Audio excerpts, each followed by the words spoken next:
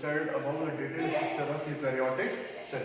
तो हम लोगों ने देखा था what is the difference between prokaryotic cells and eukaryotic cells. तो हम लोगों ने देखा था प्रोकैरियोटिक सेल्स में न्यूक्लियर मेम्ब्रेन नहीं पाया जाता और यूकैरियोटिक सेल्स में न्यूक्लियर मेम्ब्रेन पाया जाता है। तो अब यहाँ पे देखना यूकैरियोटिक सेल्स में देखेंगे कि लिविंग स्ट्रक्चर्स क्या है, प्लाज्मा मेम्ब्रेन है और ये एनिमल के केस में पाया जाता है और सेल वॉल क्या होता है next to plasma membrane in plant cell. उसके बाद क्या प्रोटोप्लाज्म आप लोग देखेंगे तो आप लोग जानते हैं what is protoplasm. This is physical basis of life, physical basis of life. तो आप लोग जानते हैं जितनी भी लिविंग ऑर्गन्स के अंदर जो भी केमिकल रिएक्शंस होती हैं उनका सबका बेस क्या होता है, प्रोटोप्लाज्म, यानी कि प्रोटोप्लाज्म वो सब होती है। इनको हक्सले ने बताया था कि protoplasm is physical basis of life. अब देखिए प्रोटोप्लाज्म में अगर आप लोग देखेंगे दो स्ट्रक्चर्स पाया जाता है, एक होता है न्यूक्लियस होता है, दूसरा साइटोप्लाज्म। ठीक है, तो न्यूक्लियस आप लोग डिटेल में बताएंगे नेक्स्ट वीडियोस में। साइटोप्लाज्म क्या होता है, जितनी भी बायोकेमिकल रिएक्शंस होती हैं वो ज्यादातर सब जैसे कि एनारोबिक रेस्पिरेशन और जितने भी स्पेशली ग्लाइकोलिसिस से जितने भी रिएक्शंस होती हैं सब साइटोप्लाज्म में होती है। अब देखिए साइटोप्लाज्म का जो फ्लूइडी पार्ट होता है उसको कहते हैं हाइड्रोप्लाज्म और जो उसके अंदर कुछ स्ट्रक्चर्स पाए जाते हैं, जो डिफरेंट सेल ऑर्गेनेल्स पाई जाती हैं उनको हम लोग रखते हैं साइटोप्लाज्मिक स्ट्रक्चर्स के अंदर रखते हैं। साइटोप्लाज्मिक स्ट्रक्चर्स के अंदर क्या आता है, सेल ऑर्गेनेल्स आते हैं। तो सेल ऑर्गेनेल्स में प्रोकैरियोटिक सेल्स में कंपार्टमेंटलाइजेशन नहीं पाया जाता, लेकिन यूकैरियोटिक सेल्स में compartmentalization पाया जाता है। तो there are different types of cell organelles are found in eukaryotic cells, but membranous cell organelles are not found in prokaryotic cells. So some are endoplasmic reticulum, Golgi bodies, lysosome, plastid, mitochondria and many more etc. Cell inclusions में क्या आता है, जितने भी dead cell organelles हैं यानी कि जो डेड या नॉन लिविंग स्ट्रक्चर्स जो आता है वो सेल इंक्लूजन्स के अंदर हम लोग उसको इंक्लूड करते हैं, जैसे कि वैक्यूल है एंड फूड रिजर्व। अब देखिए हम लोग सबसे पहले शुरू करेंगे one by one different cell organelles के बारे में देखेंगे। सबसे पहले क्या है, plasma membrane.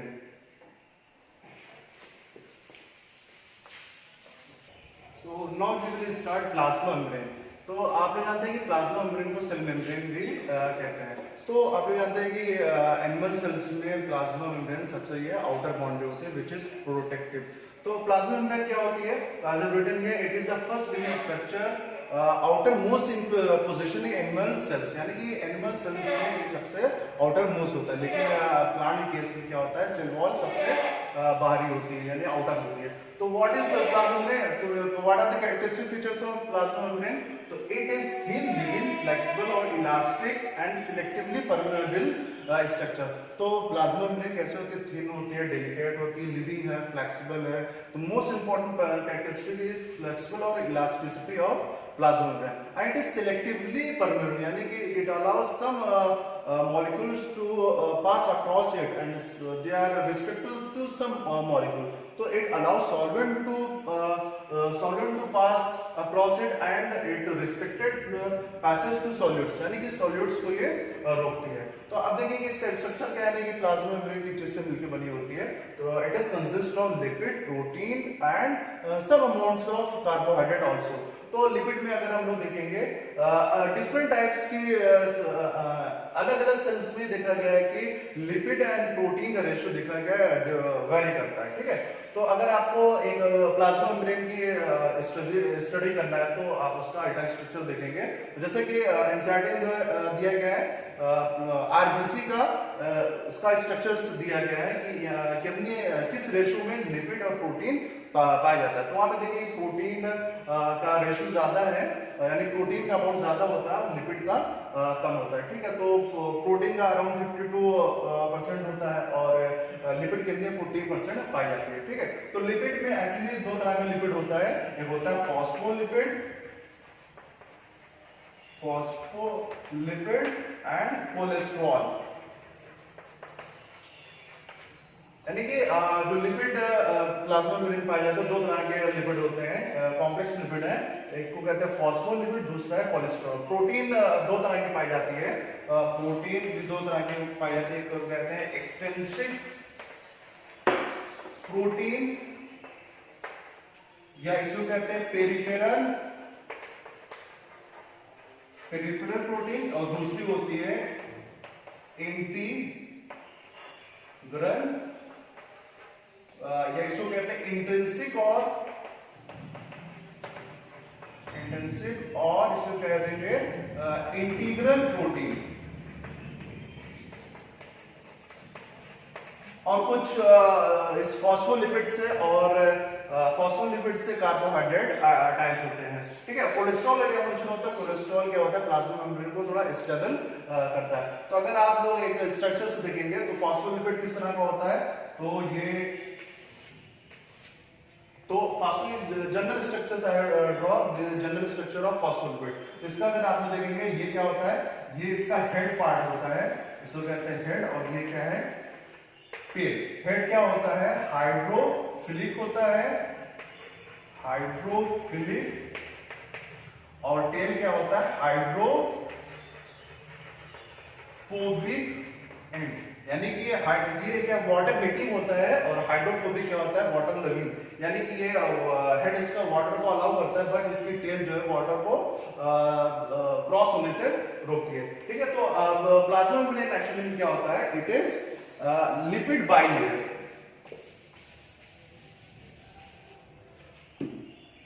It is lipid bilayer, यानी कि जो फॉस्फोलिपिड होती है 2 लेयर में ये पाई जाती है। और प्रोटीन जैसे हमने बताया कि इंटेंसिव प्रोटीन होती है और एक्सटेंशन प्रोटीन होती है। तो हम लोग इसका स्ट्रक्चर देखेंगे।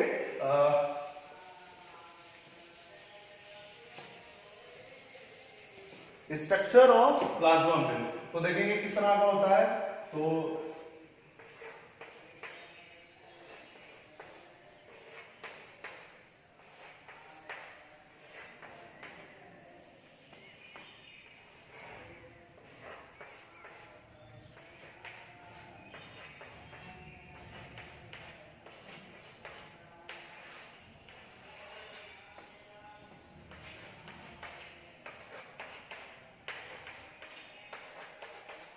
this is called lipid bilayer,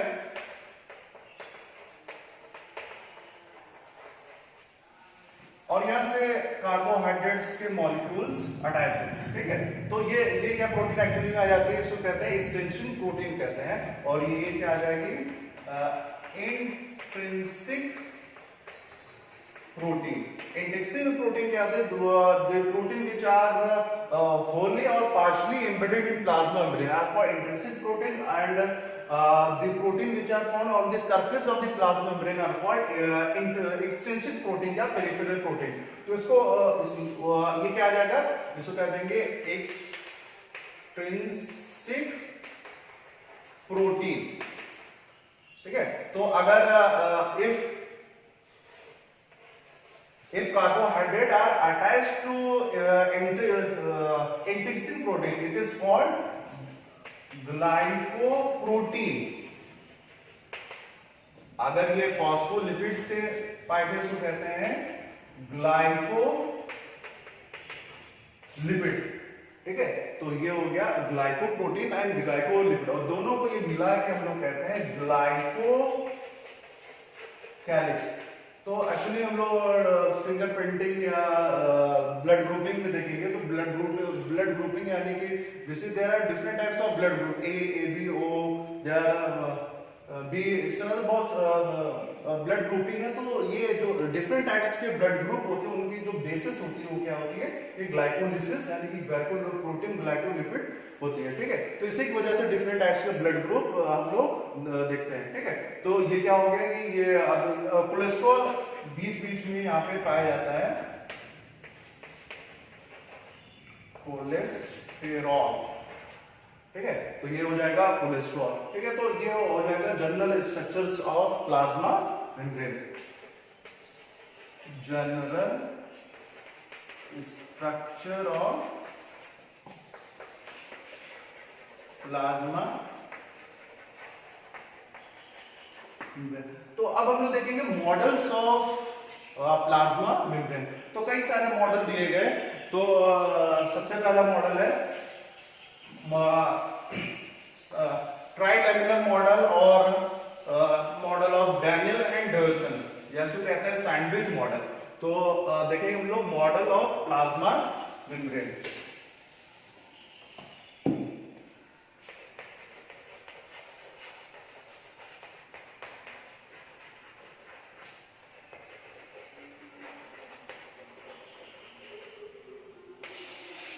देखिए प्लाज्मा मेम्ब्रेन को एक्सप्लेन करने के लिए कई सारे मॉडल दिए गए। तो सबसे पहले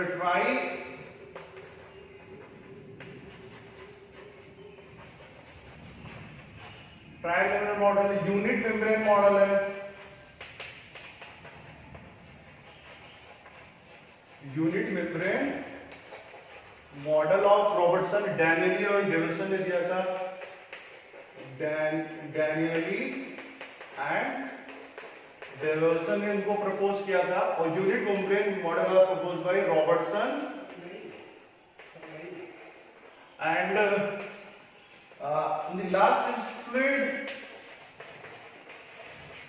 mosaic model proposed by Singer and Nicholson। ठीक है, तो एक्चुअली ट्राइलेमिनर मॉडल में क्या है कि जो फॉस्फोलिपिड बाइलेयर है वो लेयर में पाई जाती है, यानी कि बाइलेयर में, लेकिन जो प्रोटीन है वो भी एक लेयर में पाई जाती है। और ट्राइलेमिनर मॉडल एक्चुअली में ये is not a conventional model which is not accepted because due to its static structures, यानी कि जो ट्राइलेमिनर मॉडल है ये हम लोग को ये नहीं बताता कि किस तरह से प्लाज्मा मेम्ब्रेन अपना काम करती है। यूनिट मेम्ब्रेन मॉडल इस तरह से रॉबर्टसन ने दिया था और इसमें उन्होंने कुछ बताया था कि अल्फा ग्लोबुलिन इस तरह शीट पाई जाती है। ठीक है, तो हम लोग वन बाय वन करके देखेंगे। ट्राई डिफरेंट मॉडल जो and the most important model which was accepted all over the world is fluid mosaic model which was given by Singer and Nicolson in 1973। तो हम लोग तीनों के बारे में थोड़ा देखें, लेकिन जो सबसे इंपॉर्टेंट है या आपकी बुक में जो दिया गया है फ्लूइड मोज़ाइक मॉडल।